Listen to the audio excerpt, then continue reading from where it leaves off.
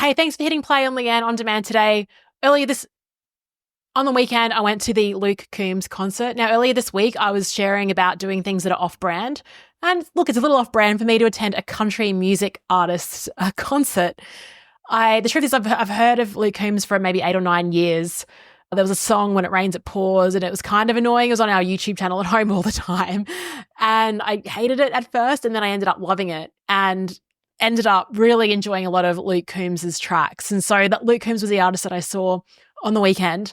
I don't know if you can hear, I've got a bit of a husky voice. I was singing along a lot. It was a terrific concert. And luckily, when tickets went on sale maybe 5 or 6 months ago, they just sold out immediately and I didn't get one. I was really bummed about it. And then luckily, when I was over in Thailand, an email came through opening up more seats. So got a standing ticket. But I just don't understand going to a concert and not see if it's like upbeat and, like you want to sing along. So that was great. Suncorp Stadium. Felt honestly a bit jet lagged from the trip and everything else. Kind of hit the tarmac running back in Brisbane, having like minimal rest and getting straight to the concert. I just want to share why I'm going off brand here and why I do love Luke Combs, his music and his approach as well. And just reflecting on the concert over the weekend. And the one thing that I really loved, in terms of the concert, they had a few warm-up acts. I didn't really get there till much later on. I saw one, Jordan Davis, and then between his set and Luke Combs appearing on stage, they played Sweet Caroline as the warm-up hit. And I love that. Like, what a cool idea. So if you're running any type of event, Sweet Caroline hits the spot. Everyone was sort of singing, and it doesn't have to be that song. The crowd was already warmed up. But playing Sweet Caroline like really warmed up everyone's vocal cords and everyone got into it. And then Luke hits the stage and it was over really, really quickly. It's interesting, before the show, I was really excited about hearing hits like Hurricane, When It Rains, It Pours, and The Kind of Love We Make. And then afterwards, there's these songs I just can't stop playing. One is Where the Wild Things Are, and She Got the Best of Me. And he just brought these songs to life during the concert. I think we all know it. Live music hits differently. I think it's very easy for us to say, I'm not going to go to a concert, I'm not going to go see that movie because I can just stream it at home. But things definitely hit differently when you're live. So if you're hesitating about jumping into live events, I really encourage you to just get out away from the screen, because of these moments that just really have a truly emotional impact. And now I'm hearing these songs like Where the Wild Things Are, replaying it back, I'm just getting goosebumps reflecting on that experience at Suncorp Stadium over the weekend. I took a video of Luke Combs before he was strumming the chords to Fast Car by Tracy Chapman. If you don't know Luke's work, yes, he's a country music artist, but his number one hit is a remake of Tracy Chapman's great song, Fast Car. She released it in 1988 and Luke did the cover in 2023.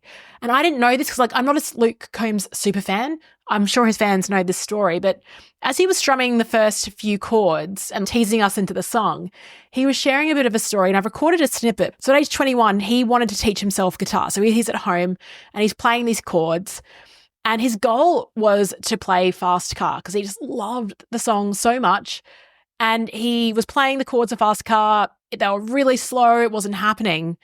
And it's pretty incredible that 14 years later, he's at the Grammys and he's playing Fast Car with Tracy Chapman.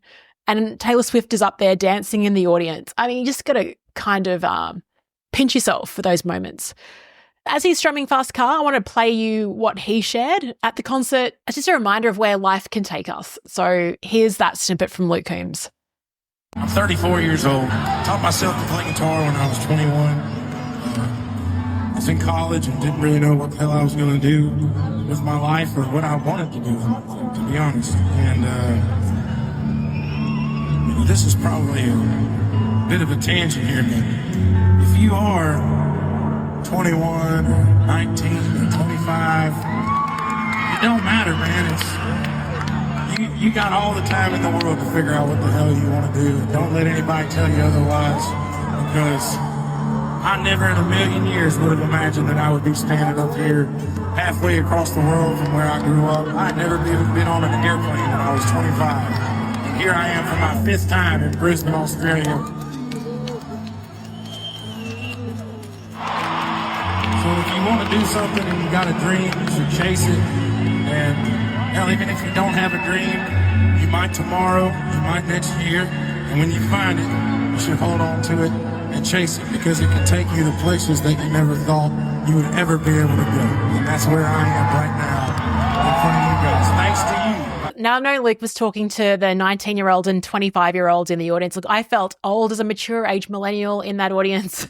But I think it's not about the age. What I really want to focus on is that he didn't have this vision of playing at the Grammys. He didn't have the vision of being this multi-award winning artist, traveling the world. He never even got on a plane before. And I think a lot of the time, even I tend to talk about how important vision is, but sometimes it's just about pursuing what's right in front of you.